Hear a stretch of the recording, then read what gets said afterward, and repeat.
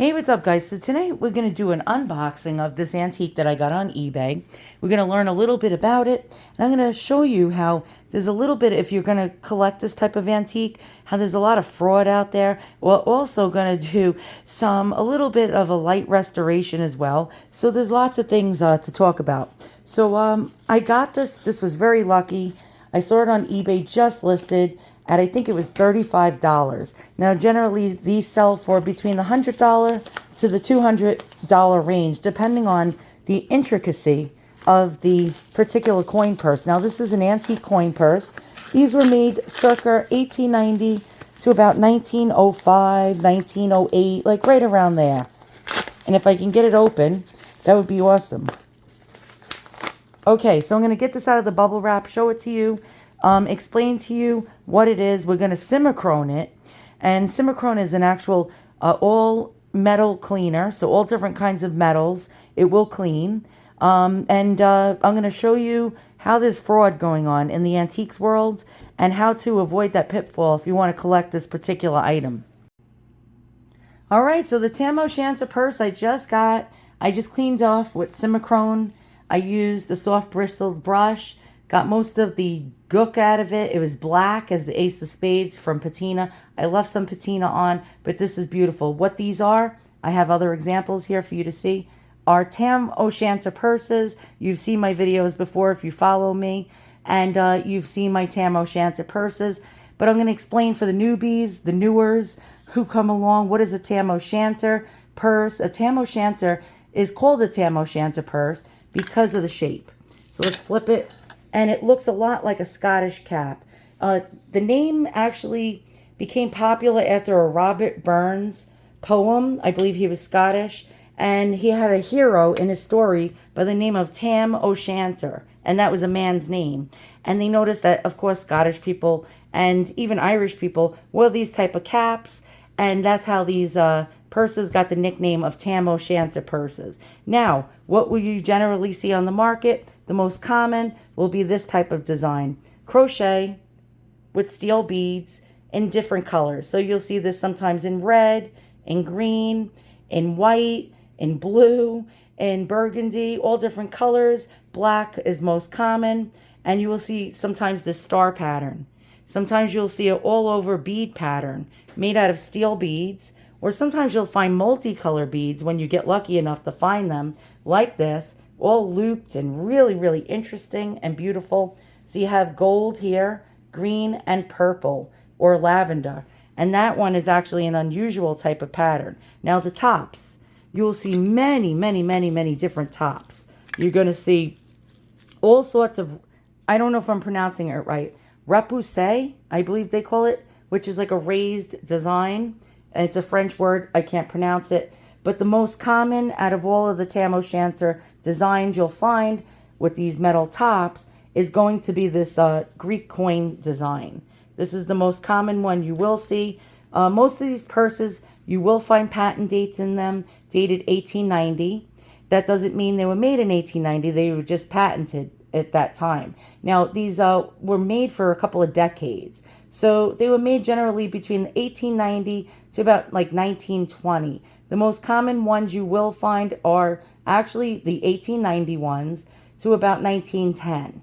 Now, when you find them in an unusual pattern, besides the regular Roman or Greek style coin design, they are going up in value. Now, especially with an intricate beaded design, even more value. So you have this particular design with a cherub kissing actually a lady, like an Art Nouveau style lady. Art Nouveau was an art movement that started around 1890 and ended about 1905.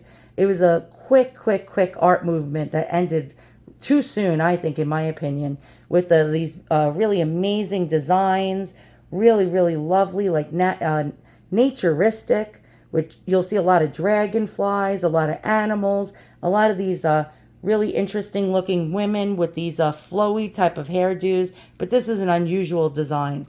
Value, generally at a regular retail price at an antique dealer, antique shop or online antique dealer that sells, better end antiques. These will sell between about $85 to $250, depending on how rare the top is of the purse and how rare the beading is. Now, this one would probably sell for about between 80 to 150, because even though it has the common Greek coin top, it has really, really pretty all over steel beads.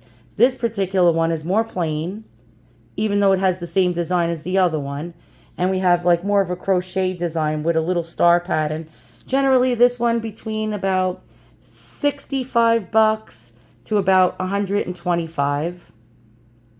And then this one would sell for about, I'm going to go with $180 to $250, just because of the amazing beadwork. Now, on a good day, you can get a higher amount, but if you're looking to sell quick, someone will probably let it go for like $180. Now, there are dealers, you got to be careful about this, on the internet selling these as American Indian beaded purses.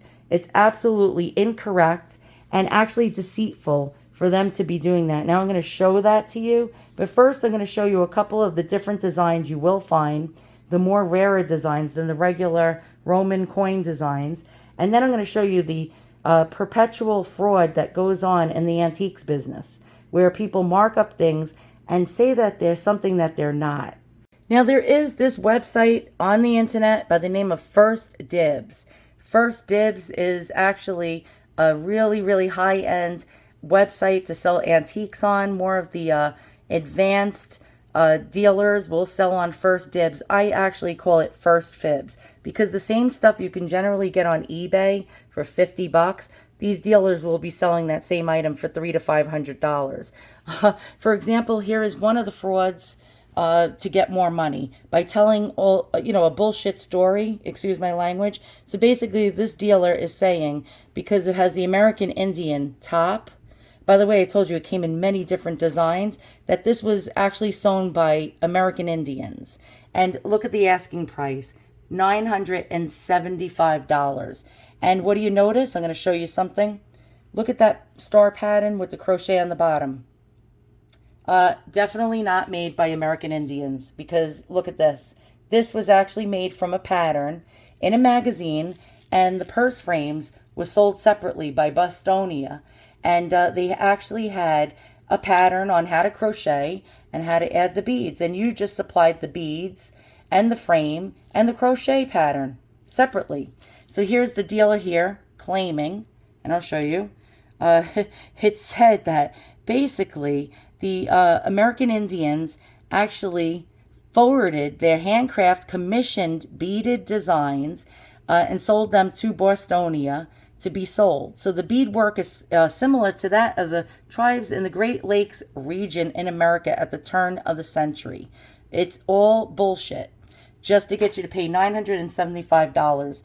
Here's another example by the same dealer, telling you the same bullshit story, that the American Indians actually were commissioned and sewed the beadwork and forwarded it to the Bostonia company. Now I'm going to show you how I figured out this was bullshit.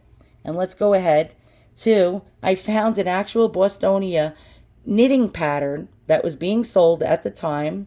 This is an actual example. Now, the Bostonia did not just make these round top designs. They also made these clamshell type of metal purse tops. And here's an example. Let's check this out. You see the beaded design, and this was handmade. Women would buy all these pieces. Here we go. Here's an example. Materials required: 4 bunches of beads, 1 spool of Cotticelli purse twist, 1 pair of number 20 steel needles, and 1 Bostonia purse top. This was not marketed to the American Indians. Directions for making, and you can see it's quite a bit of work to do these things, but it was not something the American Indians did. Now here's the many different designs and colors you'll come across. You'll come across mustard colored ones with the star pattern. Here's some more examples. You'll come across multicolored beaded versions of it, different tops. Again, there's our Greek coins. You'll see flowers, grapes, the grape patterns. Here we go. Here's a Another flower pattern. This one being sold for $155. And again, someone saying Native American steel cut because what happens is, here's something I'm going to teach you guys. When people actually don't really know much about something, they Google it.